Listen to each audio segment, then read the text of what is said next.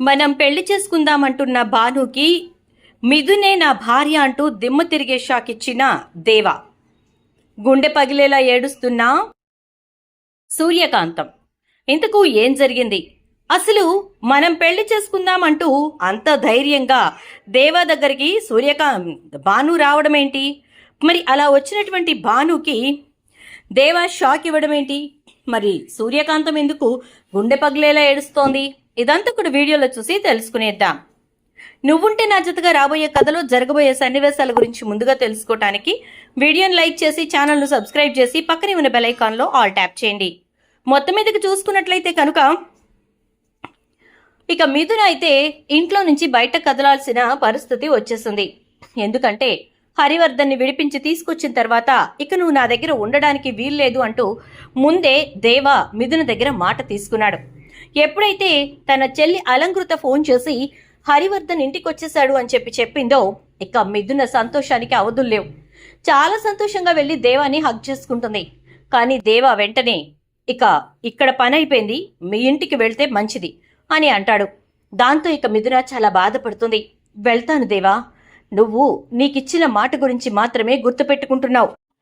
నా మనసు పడుతున్న వేదన గురించి నీకు ఏమాత్రం కూడా పట్టట్లేదు దేవా, ఒక్కసారి ఆలోచించి చూడొచ్చు కదా అని చెప్పని అంటుంది.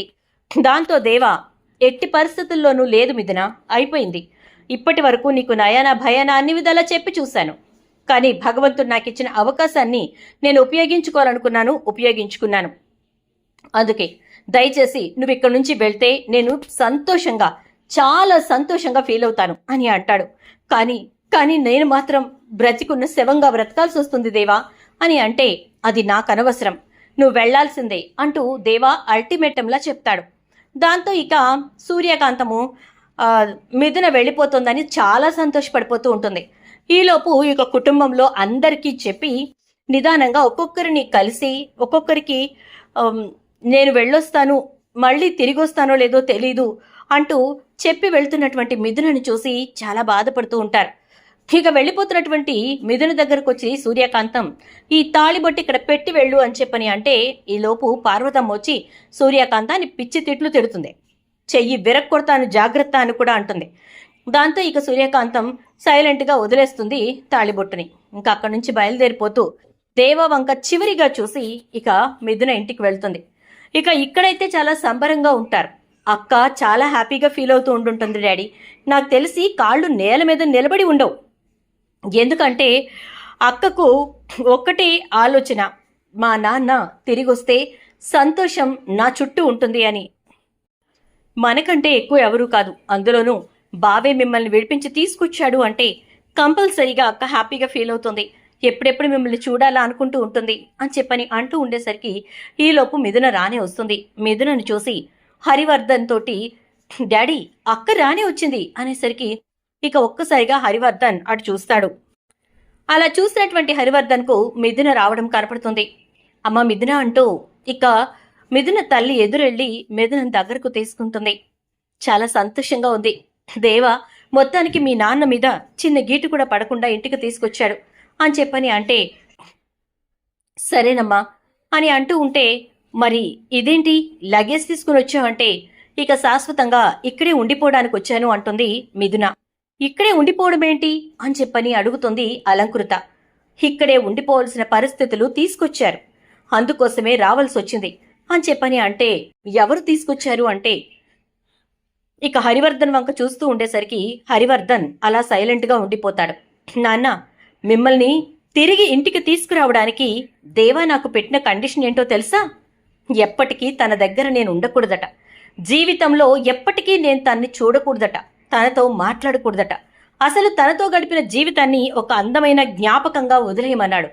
అందమైన జ్ఞాపకంగా వదిలేయమని అనుంటే ఎంతో సంతోషించేదాన్ని, చేదు జ్ఞాపకం అన్నాడు. అనవసరంగా నీ జీవితంలోకి నేను వచ్చాను, నా జీవితంలోకి నువ్వొచ్చావు, ఈ జరిగిపోయిన విషయాన్ని మర్చిపోమంటూ నన్ను పంపించాడు అని అంటుంది మిథున. ఆ మాటలతో హరివర్ధన్ ఆలోచనలో పడతాడు. ఎందుకు డాడీ ఆలోచిస్తున్నావు? నువ్వు కోరుకున్నది ఇదే కదా, నా కూతురు నా ఇంటికి రావాలి అని చెప్పి దేవాతో నువ్వు నాకు బుల్లెట్ తగిలినప్పుడు అన్న మాటల వల్లే దేవా ఈ నిర్ణయం తీసుకున్నాడు. అవకాశం కోసం ఎదురు చూశాడు, వచ్చిన అవకాశాన్ని ఉపయోగించుకుని నన్ను నీ ఇంటికి పంపించేశాడు. ఇక హ్యాపీగా ఉండు అంటూ ఉంటుంది మిథున. హరివర్ధన్ సిగ్గుతో తలదించుకుని అక్కడి నుంచి వెళ్ళిపోతాడు.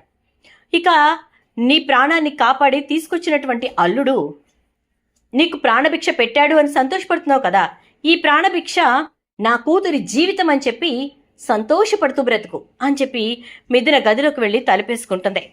ఇక ఇక్కడ భానుతోటి సూర్యకాంతం వెళ్ళి విషయం చెప్పేసరికి భాను చాలా సంతోషంగా దేవా దగ్గరకు వస్తుంది.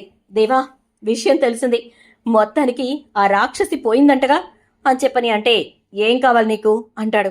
ఏం కావాలేంది దేవా, మనిద్దరం ఎప్పుడెప్పుడు పెళ్లి చేసుకుంటామా అని చెప్పి ఇంగో ఈ వాడకట్టు మొత్తం ఎదురు చూస్తున్నది.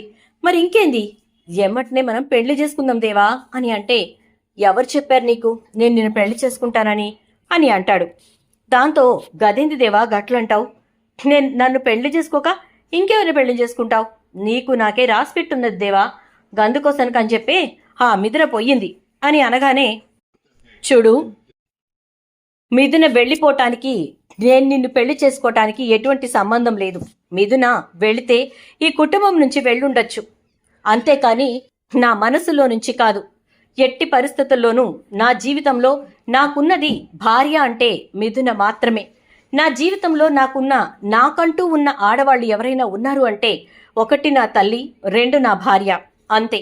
అంతకుమించి ఎవరికి నేను స్థానం ఇవ్వబోను అనగానే, అదేంటి గట్ల మాట్లాడుతున్నావు, మనిద్దరం ఎంతో చక్కగా జీవితాన్ని ఊహించుకున్నాం కదా అంటే, అది నీ ఊహ మాత్రమే, నాది కాదు బాను.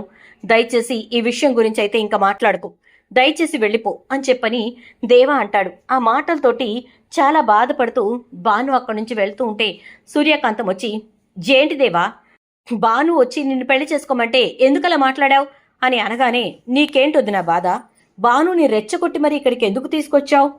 ఎక్కడ మిథున మళ్ళీ వచ్చేస్తుందో అనే భయం ఒకటి. మిథున వచ్చేస్తే ఎక్కడ నీకంటే గొప్ప కోడలు ఈ ఇంట్లో ఉంటుందోనని చెప్పి నీకు బాధ.